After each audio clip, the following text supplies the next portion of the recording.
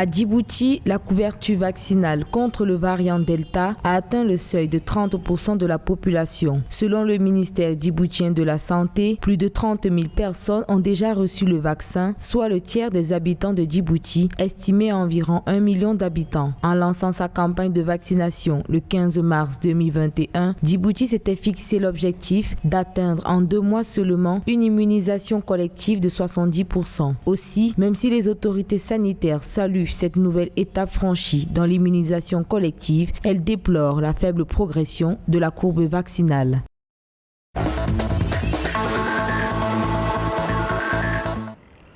La Tanzanie a lancé ce 28 juillet sa campagne de vaccination anti-Covid-19. Selon le ministère de la Santé, l'accent sera porté sur les personnes au premier rang de cette pandémie. Il s'agit des professionnels de la santé, les personnes atteintes de maladies chroniques et les personnes âgées de plus de 50 ans. Ces dernières bénéficieront de la première phase de la vaccination. Soulignons que le gouvernement a reçu un total de 1 058 400 doses de vaccins via l'initiative COVAX pour lancer sa campagne.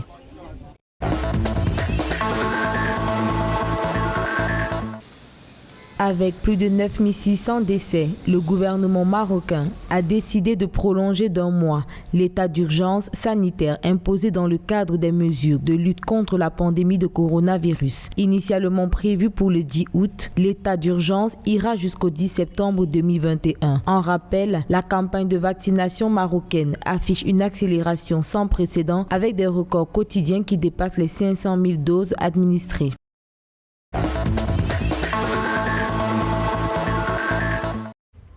Le gouvernement capverdien prévoit dans son projet de budget rectificatif pour l'année 2021, en discussion au Parlement, un montant de 10 millions de dollars pour l'achat de vaccins contre la Covid-19. Cette enveloppe en discussion au Parlement devrait permettre au ministère de la Santé de se donner les moyens de poursuivre le plan de vaccination et d'atteindre l'objectif de 70% de la population éligible d'ici la fin de l'année. Au cours de ces débats, il a également fait savoir que la vaccination et la lutte contre la pandémie sont à l'heure actuelle les principales mesures de relance économique.